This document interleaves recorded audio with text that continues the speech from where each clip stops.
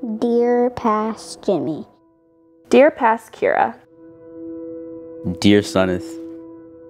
Dear younger me. Dear Sean. Dear Audrey. Dear past self. Dear Isha. Dear Jess. Dear me. Dear Tatum. Dear Emma. Dear David. Dear Grace. Dear Anna. Hello, Josh. This is you from a lot farther in the future. A year ago today, life as we knew it changed, likely forever. On Friday, March 13th, 2020, students across the United States were told to pack up their bags for what we thought would be a 2-week shelter in place. 2 weeks turned into 4 weeks, 4 weeks turned into 6 months, and here we are, 365 days later, still in a world-altering pandemic. Considering this past year, what has changed? If we could go back to our past selves a year ago today, what would we say?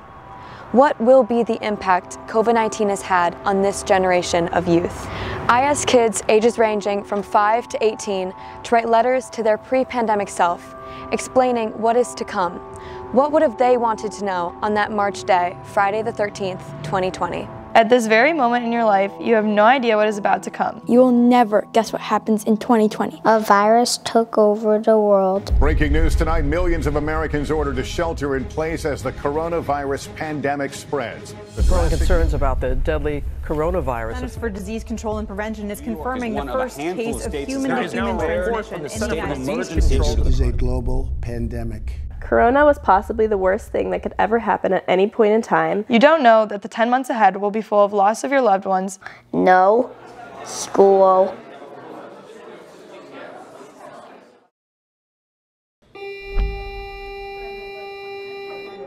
No leaving the house, no seeing friends.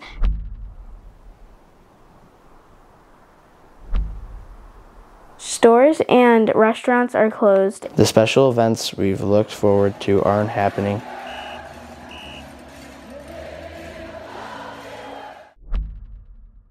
There's going to be Black Lives Matter protests over police brutality.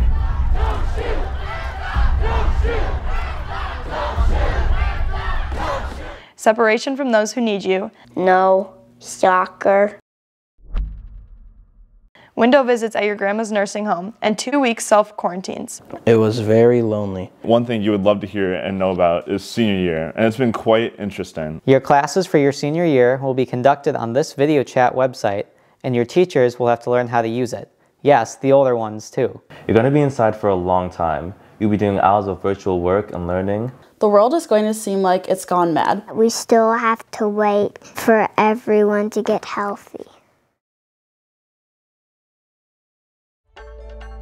Going from an 8-hour school day with various after-school activities to being quarantined at home was a struggle for many students. Seniors at Naperville North, Grace Bava, Enrique Jorez, and Isha Shaw explain the effects quarantine had on their mental health and social interaction. Especially for my mental health, I never really struggled with that in general, but then this just showed me how much I crave social interaction, how much you actually need people in your life. Mental health has been a huge issue because I'm relatively pretty outgoing with my friends and everything. It was just kind of a struggle not seeing anyone for such a long time. I think it was really hard for me to cope with because of the fact that I'm so social, and so being at home was horrible. Another high school senior here at Naperville North, Sean Matambo, had just moved to the United States from South Africa prior to the shutdown. He shares how challenging it was to adapt to an introverted lifestyle. At a point it's oh, what's the point of going out if there's all these measures that we have to follow, and it just gets a bit upsetting, but just learning to be more introverted and actually interacting with people is probably the hardest thing. A study published by Jorge Cortez at Harvard University states that COVID-related public health measures, quote, have disrupted ecological systems in which children develop, end quote. Jennifer Curtin, a licensed clinical professional counselor and owner of Evolution Counseling, has seen the troubling impact isolation has caused on teens' mental health. Because they have been in isolation for so long, and even with hybrid school happening, their social anxieties are increasing. They're coming in and asking for help with starting conversations. News outlets have talked about how the next pandemic is actually going to be the pandemic of mental illness after being in this coronavirus pandemic. I agree with that. In addition to mental health concerns among today's youth, living with chronic stress also magnified during quarantine, especially in children. Middle schoolers Lily Oberwise and Colleen Find expand on some of the effects the COVID era has had on them. I was really scared, especially for my grandparents, because I was worried that if I got COVID, then they would get COVID. I was like worried that I would get it, so I just was really nervous. I was also really scared for other people because I knew a lot of people would lose their jobs. Caroline Egbers, a counselor at Evolution Counseling, further explains how quarantine exacerbated chronic stress.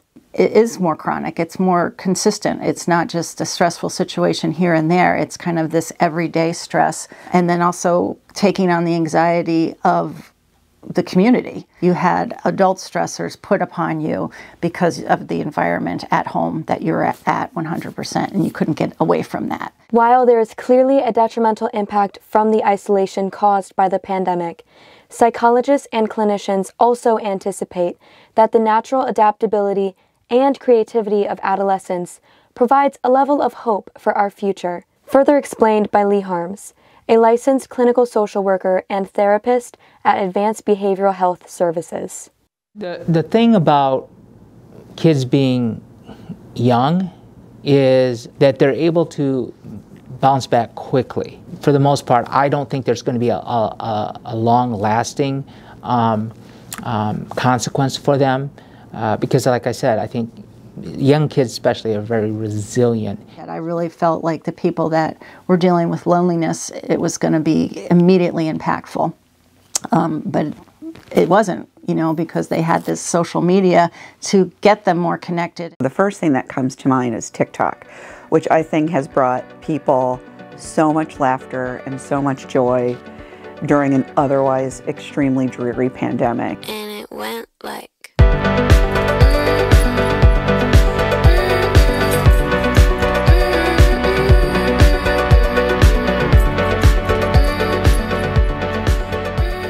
The pandemic has hit us all in ways we don't even understand yet.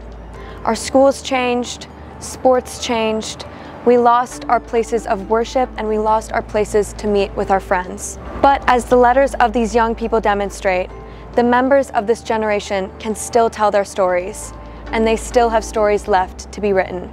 From the North Star, this has been Caroline Kady.